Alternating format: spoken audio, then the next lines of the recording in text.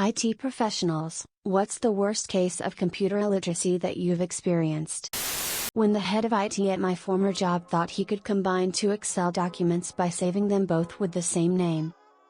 I wish I kept the picture because this was pure gold, but it was lost in an office move, so shit happens. It went something like this. User, hello, I seem to have a problem with my PC, it keeps flashing up an app error.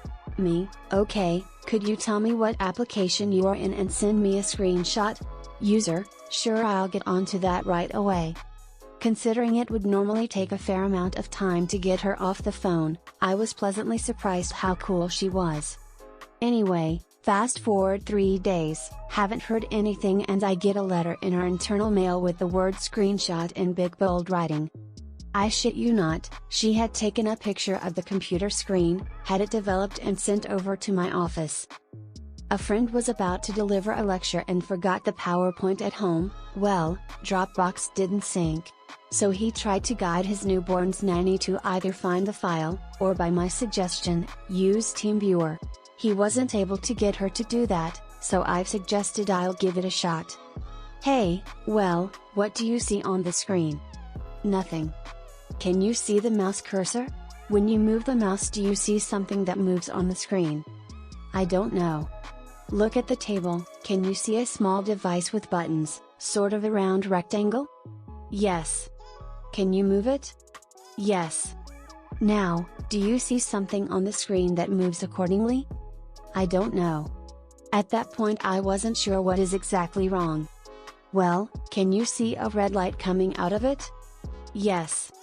And when you move it, it doesn't do anything? No. Well, is the red light on the top or at the bottom? Top. Can you please flip it, so the red light is at the bottom? Yes. Now, do you see something that moves along on the screen? Yes. Working as a tech in the military. Get a call from the Halo shop that one of the computers won't turn on. I show up and sure enough the thing won't power on. Open up the case and a flood of grease pours out. Apparently the fan was making too much noise, so the user decided to spray half a can of WD-40 into it. My first real job after leaving university was to train a company's engineering department how to use a new CAD computer software they had recently purchased.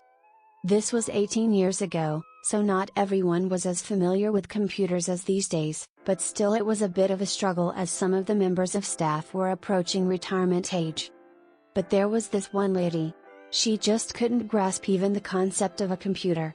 After 2 30-minute lessons, she couldn't figure out the connection between the little plastic clicky thing, mouse, and the arrow thing, cursor, on the screen. And then I had an epiphany. I drew a cursor arrow on some card and carefully cut it out with scissors.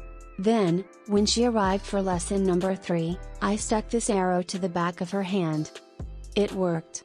Push the little hand arrow upwards. The one on the screen does the same. Pull it downwards and look. Screen arrow copies. Left. Right too. Marvelous. Sadly, clicking, selecting, dragging and dropping were beyond her, so suffice to say, she is not a CAD user. She was a tracer, and eventually the entire office moved on to electronic methods from this century, and they had to let her go. I failed. Sorry, Joyce. A co-worker of mine once told me a story while he was working help desk that a user was having an issue copying files to his new computer. He went to see what the problem was, and the guy showed him what he was doing. He had the mouse plugged into his old computer, right-click, copy. Then he would unplug his mouse, plug it into the new computer, and was trying to right-click, paste. You know the standard power plug receptacle on the back of every PC tower since they were first created? Did you know that a USB cable will fit directly in between the positive and negative metal prongs? I had a woman hook her printer to her tower that way. No other cables were connected to either device. When she was shown how to connect the USB cable to the USB port, she said, "Oh, I thought the printer was wireless." I had a lady call to say her printer wouldn't print yellow. It would print green and orange, but not yellow. While troubleshooting this odd issue, she tells me it only happens when she tries to print out flyers for her daughter's birthday party, which is on yellow paper. On deployment, the radio shop calls over to the help desk. Every time I put a CD in the tray and close it, the CD falls off. Okay, what type of computer do you have? It's a D4. WTF? A D4? Yes. Okay, well, I'll head over there. The tower is upside down. I didn't understand D4 until I looked down at my own computer. HP. I support the electronic medical record at a hospital. This was an actual conversation I had with a physician. Me, okay, doctor, I just need your IP address so I can remote in and take a look at the issue. Doctor, I will not give that to you. You do not need to know where I live. Me, no doctor, that's not what an IP address is. Doctor, I am not telling you where I live. Me, okay then, let's just try to walk through this over the phone then. Size. Double-click everything. Double-click Start menu icon to open it, double-click menu item to open it. I didn't correct them because it would have been too painful to teach them why a file has to be opened by double-click and a menu by single. A friend called me to find out why her printer was printing really faded documents. I explained that it was probably just out of ink. She said, yeah, I got the pop-up and bought more ink, it still doesn't work. I asked if she checked the cartridge and she had no idea what I was talking about. She thought ink would download through the internet to her printer. She's a nurse now. 3 that come to mind immediately. USB keyboard plugged into USB port on the said keyboard. 3.5 floppy inserted into CD drawer. Mouse literally pressed against the monitor when asked to hover over an icon. I am an IT professional now, but this happened back at university. So it was the very first lab session, on the very first year of computer science at a prestigious university in the UK. The lab was very simple, more of an introduction to the uni systems. You had to do the following. Find some text on an internet site. Copy the text into a notepad file. Use the terminal program to log onto the department Unix server. Put the file onto your Unix file share. Nice and easy, huh? I completed it in about 5 minutes, because, you know, I've seen computers before. However, the poor chap next to me was not so fortunate. After wrestling with Netscape for about 15 minutes, he found the information required. He then pulled out a large paper notepad, and copied, word for word, the entire 6-paragraph text. He then closed Netscape, back to desktop, opened Notepad, and then typed everything back in from his notes. Saved, closed, and then tried to follow the explicit written instructions on how to log on and put the file. After 20 minutes of this, I broke down and helped him with that bit. Stunned. Though I don't recall seeing him in the computer science classes after the first year. I'm not an IT professional, but my boss once asked me for my help to log out of Gmail. She was in Excel.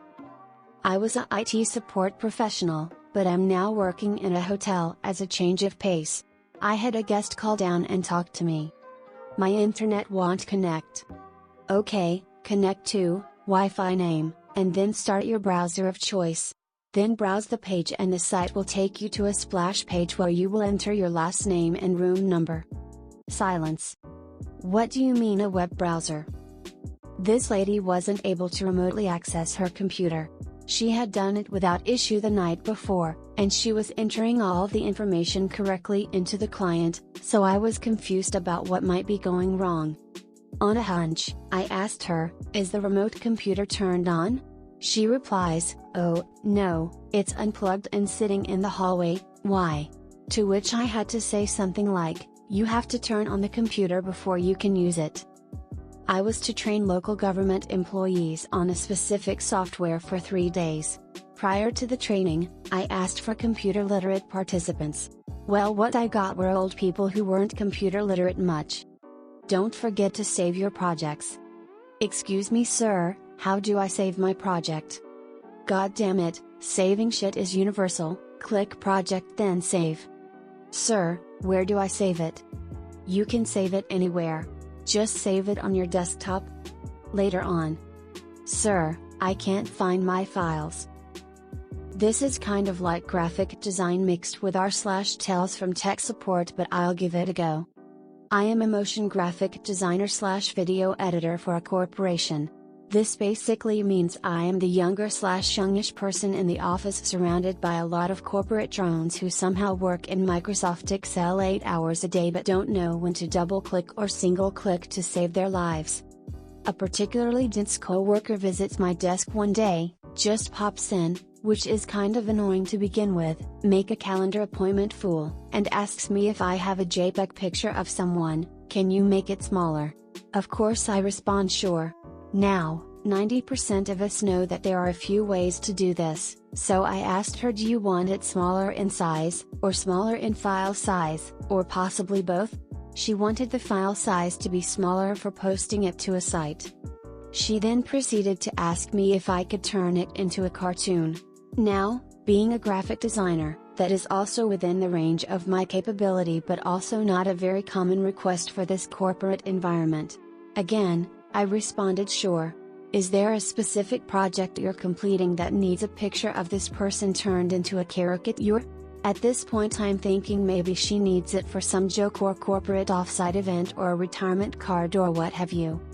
Well, she responds, completely seriously, I figured that if you took it and made it into a cartoon then that would make it smaller? She was completely flat out serious. She believed that somehow through me getting out my Wacom tablet and drawing this motherfucker, that we could then proceed forward with a smaller, in file size, JPEG instead of my just converting the picture to a smaller size. Now whenever we need something in the video department to be smaller, we say turn it into a cartoon. Friend's dad offered me $100 to come fix his computer, no questions asked. I said I couldn't promise anything, but I'll take a look. He showed me that when he opens Internet Explorer, nothing comes up, so his internet must be broken. I looked at the address bar. It said www.msn.com. Somehow his homepage got set to www.msn.com. I told him he didn't have to pay me, but he insisted, saying he doesn't go back on his word. In other words, I got paid $100 for typing a W.